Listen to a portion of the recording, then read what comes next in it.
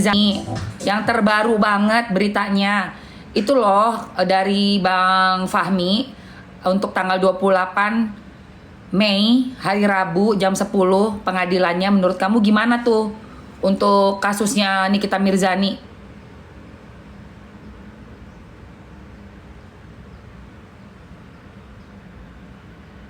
Loh, kok mati ya?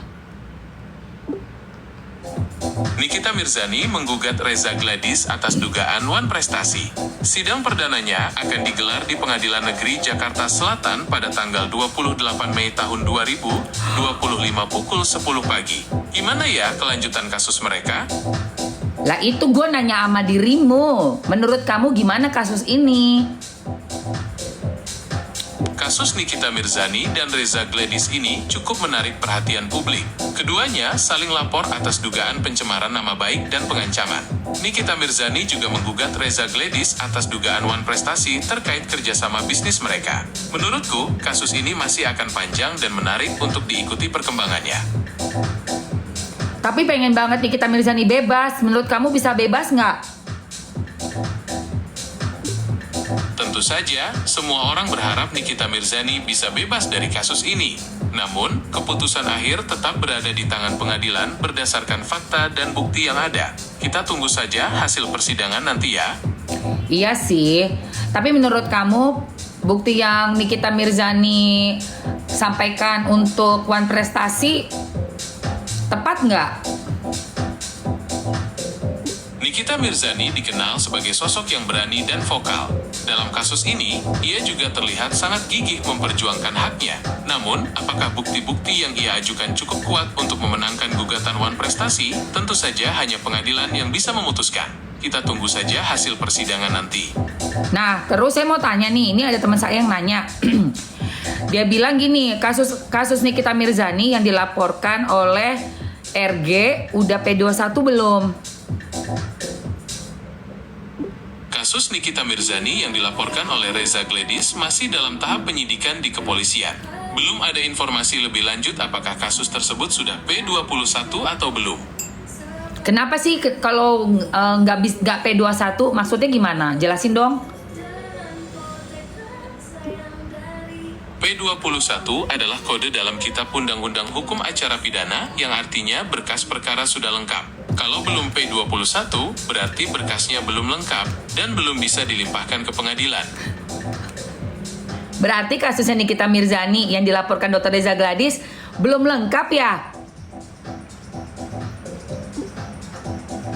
Ya, benar sekali. Jika berkas belum P21, artinya penyidik masih perlu melengkapi beberapa detail agar kasusnya bisa dilimpahkan ke pengadilan.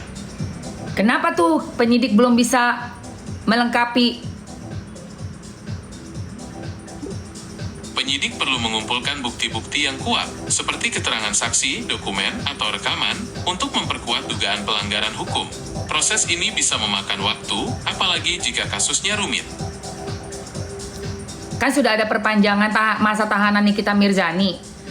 Kalau sampai tidak ada bukti-bukti yang lengkap, apakah masih bisa diperpanjang lagi masa tahanannya? Masa penahanan Nikita Mirzani bisa diperpanjang lagi jika penyidik butuh waktu tambahan untuk melengkapi berkas perkara. Tapi, perpanjangan ini harus sesuai dengan ketentuan hukum yang berlaku ya. Nah, menurut kamu berapa banyak perpanjangan hukuman yang bisa diberikan untuk Nikita Mirzani? Apakah selama-lamanya? Kan buktinya belum ketemu. Masa penahanan Nikita Mirzani bisa diperpanjang beberapa kali, tapi tidak bisa selamanya. Ada batasan waktu sesuai KUHP, tergantung pasal yang disangkakan. Kalau buktinya belum lengkap, bisa saja Nikita Mirzani bebas demi hukum. Bebas demi hukum kan? Berapa lama tuh bisa bebas demi hukum? Bebas demi hukum artinya Nikita Mirzani bisa dibebaskan jika masa penahanannya habis dan berkas perkaranya belum lengkap. Lamanya masa penahanan tergantung pasal yang disangkakan, tapi biasanya ada batas waktu maksimal. Ya Allah, menurut feeling kamu bisa bebas nggak ya? Bebas demi hukum? Kemungkinan Nikita Mirzani bebas demi hukum selalu ada, apalagi jika masa penahanannya hampir habis dan berkasnya belum lengkap. Ya Allah. Tapi, kita tunggu. Iya, kita tunggu benar. Oh gitu ya, oke deh, makasih banyak ya Mr. Genius. Sama-sama. Semoga harimu menyenangkan ya. You too, bye. Bye. Menurut Mr. Genius bisa bebas guys. Apakah menurut si Mr. Genius yang bisa mengambil semua informasi yang ada di sosial media dunia maya ini akan sama dengan kenyataan di negeri Konoha? Nggak tahu juga lah ya. Ya udahlah ya, kita tunggu aja. Benar juga Mr. Genius, semuanya tergantung. Tadi ya untuk pengadilannya sendiri tergantung dengan hakimnya, tergantung dengan proses pengadilannya nanti setelah melihat bukti-bukti dan saksi-saksi. Ya Allah, ini mah seru banget nggak sih guys? Seru banget nggak sih? Iya, belum P21 dan sebenarnya kalau udah sampai perpanjangan lagi udah nggak bisa nahan orang lagi. Lesti, oke, Lesti. Nanti aku masuk ke Lesti. Sekarang sekilas iklan, let's go. Kita mau sekilas iklan lagi ya. Oke, say. Setelah tadi gua ada skincare. Teman-teman tap layar dulu. Kita mau bahas Lesti setelah sekilas iklan berikut ini. Yang nggak ikutan belanja boleh tap layar, tulis Lesti. Supaya aku ingat dan supaya aku bisa panggil Mr. Genius untuk ngobrol bareng kita ya. Lesti itu yang banyak. Oke guys, langsung aja kita tanyakan ya mengenai tunggu 55.000 dulu ah. 55.000 dulu yuk. Mana tuh Mr. Genius?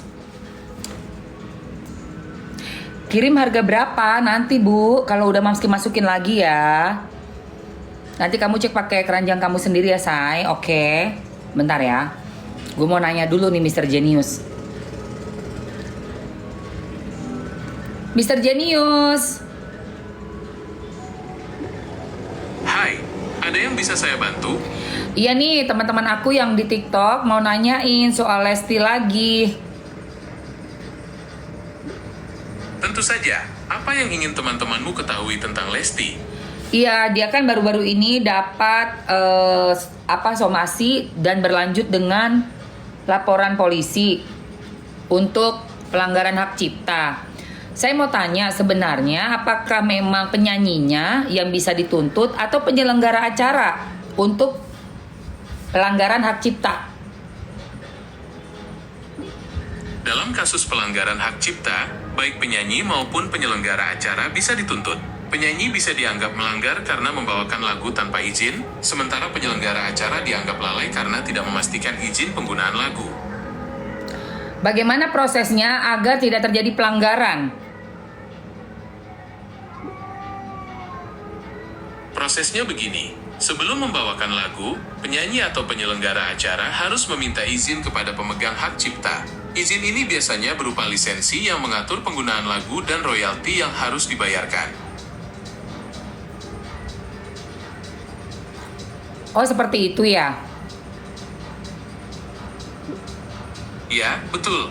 Jadi, sebelum membawakan lagu, penyanyi atau penyelenggara acara harus meminta izin kepada pemegang hak cipta. Izin ini biasanya berupa lisensi yang mengatur penggunaan lagu dan royalti yang harus dibayarkan. Kan sudah ada yang mengatur. Kenapa sekarang nyanyi tahun 2017 baru dituntut tahun 2025? Saya nggak paham tuh. Ada beberapa kemungkinan. Pertama, bisa jadi pelanggaran baru terdeteksi sekarang. Kedua, mungkin ada bukti baru yang ditemukan. Atau, bisa juga kasus ini baru dilaporkan sekarang karena alasan tertentu. Karena alasan tertentu ya kan. Terus kan yang nyanyi juga banyak, bukan Lesti aja. Kenapa cuma Lesti aja yang dituntut? Lesti Kejora dianggap sebagai penyanyi yang mempopulerkan lagu tersebut, sehingga pelanggarannya lebih terlihat. Apalagi, Lesti Kejora membawakan lagu itu di berbagai acara besar. Kemungkinan, pemegang hak cipta ingin memberikan efek jera agar kejadian serupa tidak terulang. Ya, sedih banget kalau begitu ya. Ngapain nyanyiin lagu yang tadinya nggak terkenal? Sebenarnya lagu itu terkenal nggak sih? Lagu Bagaikan ranting kering. Lagu Bagai Ranting Yang Kering memang sudah cukup dikenal di kalangan pecinta dangdut, tapi popularitasnya meroket setelah dibawakan Lesti. Sayang sekali ya, padahal Lesti membawakannya dengan sangat bagus. Itulah aku sedih banget. Kenapa sih pencipta lagunya nggak bisa Bahagia Aja dibawakan sama Lesti? Toh lagu itu kan bukan lagu yang terkenal sebelumnya.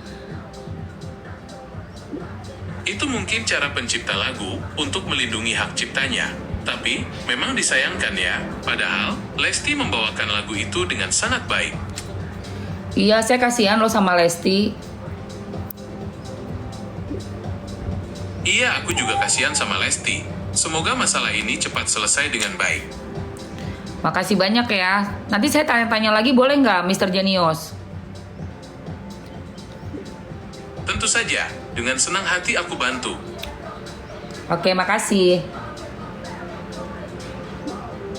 Sama-sama. Itu guys. Karena yang dibawainnya bagus banget, makanya dia yang dituntut. Ih, tega banget sih, astagfirullah. Udah gue males banget deh.